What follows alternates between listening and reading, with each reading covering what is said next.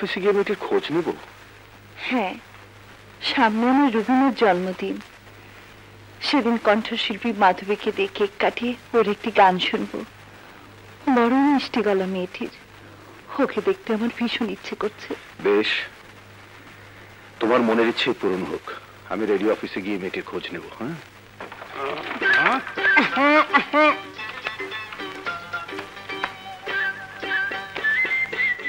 সুরমা, তুমি? হ্যাঁ সুরমা, তোমার হালিশ হালিশ তোমার চোখের কাজল আইসা পড়ছি।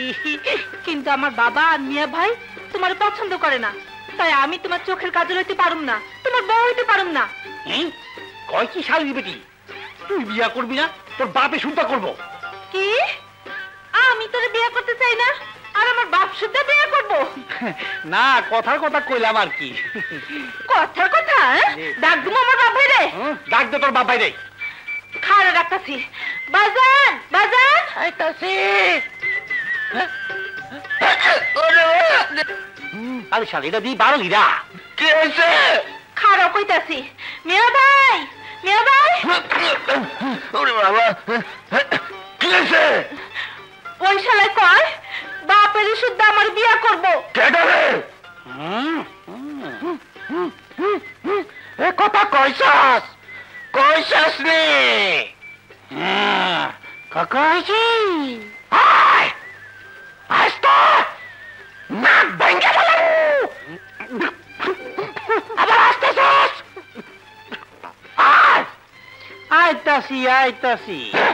আরে বাবা গিরা, আরে বাবা, এই বাবা গো, আমার বাবার গায়ে হাত দিছস? আমার বাবার গায়ে দিছস? কাজাবি না, কাজাবি না।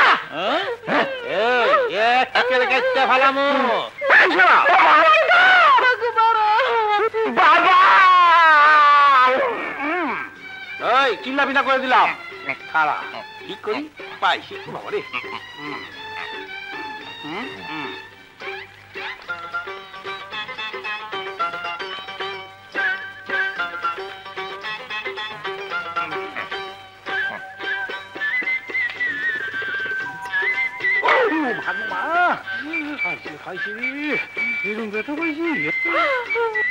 এইবার 12 গিয়া তো মারে। হ্যাঁ, বাবা বাবা থামে নাই, খারাপ। এই যে 12 গিরা করলে উচ্চা বসে গে আমার কোলে আসো।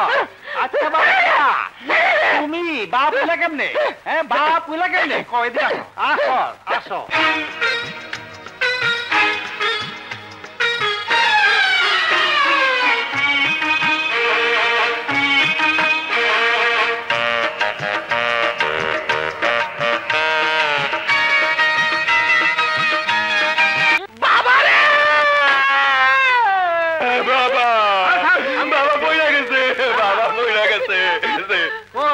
কোথায়?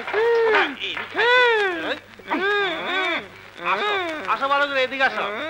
বাবা রে, 12 গিরা হইলে কি ওজন আছে? ওজনে অনেক বেশি। দেখি সোজা এসো, সোজা এসো। বাবা, বাবা কি হয়? আয় বাবা, পানি আন, পানি আন, পানি আন, পানি আন। বাবা পানি, বাবা পানি, বাবা পানি আনছি। পানি ডাল, হ্যাঁ পানি ডাল। কি কইলেন? আরে মাথায় পানি ডাল। ওই হালার গো, তোর মাথায় পানি ডালটা কইছি। কইছেন না? আর তো 12 গিরা 14 গুষ্টি লইয়া আমি গেলাম।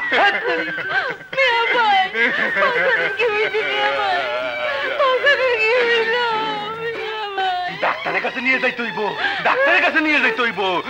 বাবা চলো ডাক্তার কাছে যাই।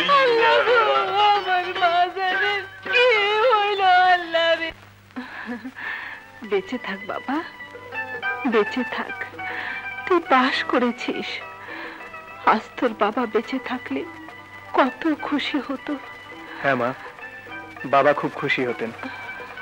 মা, আমি আমার স্যারকে খুশির খবরটা দিয়ে সালাম করে আসছি। তুমি লতে ফার্স্ট ক্লাস পেয়ে পাশ করেছো, তাতে আমি কত খুশি হয়েছি তা তোমাকে বোঝাতে পারবো না। আন্টি, আমি ল পাশ করেছি। তাই নাকি? খুব খুশি হয়েছি বাবা, তুমি বসো।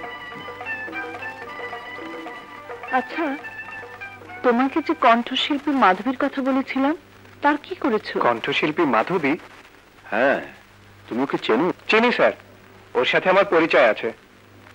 তুমি ওকে চেনো? হ্যাঁ। তাহলে কাল তুমি ওকে এখানে নিয়ে আসতে পারবে? পারবো, কিন্তু ও তো এখানে আসার কারণ জানতে চাইবে। তুমি তো জানো কাল আমার মেয়ের জন্মদিন। আমি চাই এবারের জন্মদিনে মাধবী এসে কেক কেটে গান শুনিয়ে এই অতৃপ্ত মায়ের মনকে একটু সান্ত্বনা দিয়ে যাক। আমি যাব না। যাবে না? কি বলছো তুমি? ঠিকই বলছি, কোনো বাড়ির আসরে গান আমি গাইতে পারবো না, কারণ আমি পেশাদারী শিল্পী নই শ্রাবণ। পেশাদারী শিল্পী হিসাবে নয় মাধবী, একজন মেয়ে হিসাবে তোমাকে আমি যেতে বলছি।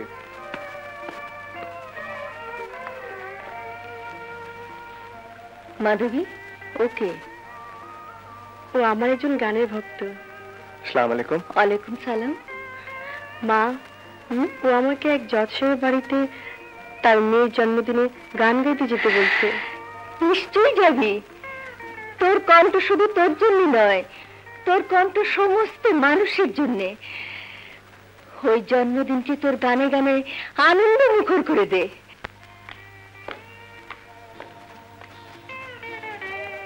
হোগো, মাধবীকে নিয়ে শ্রাবণ তো এখনো এলো না। আসবে, অবশ্যই আসবে। এসো মাধবী।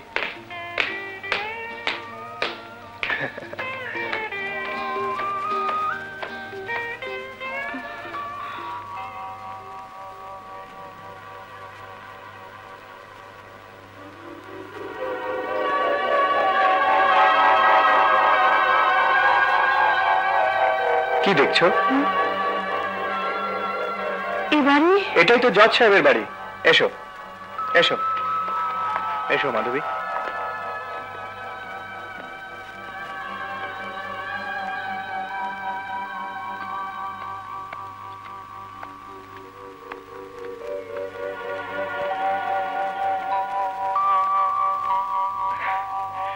আন্টি, এই সেই কণ্ঠশিল্পী মাধবী যাকে আপনি নিয়ে আসতে বলেছিলেন।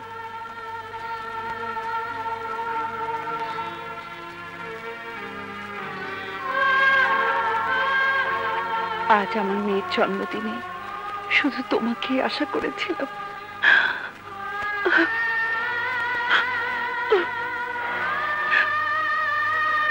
শাহানা, তুমি আমাকে কথা দিয়েছিলে আজ আমার মেয়ের জন্মদিনে তুমি কাঁদবে না।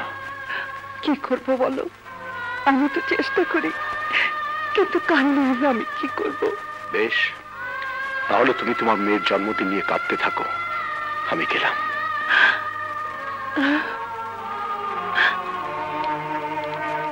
এই দেখো, আমি চোখের পানি মুছে ফেলছি।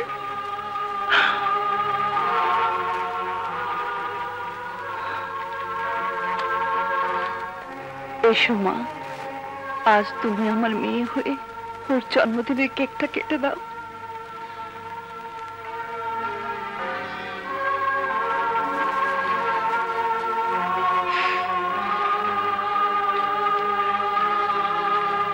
কাটো মা। Happy birthday to you.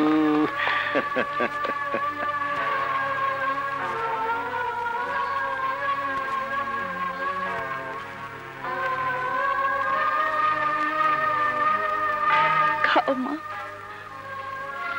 মা মাধবী, আমরা দুজন বড় নিঃসঙ্গ, বড় দুঃখী, তাই একটা গান গিয়ে আমাদের দুঃখী মনটাকে একটু খুশি করে দাও।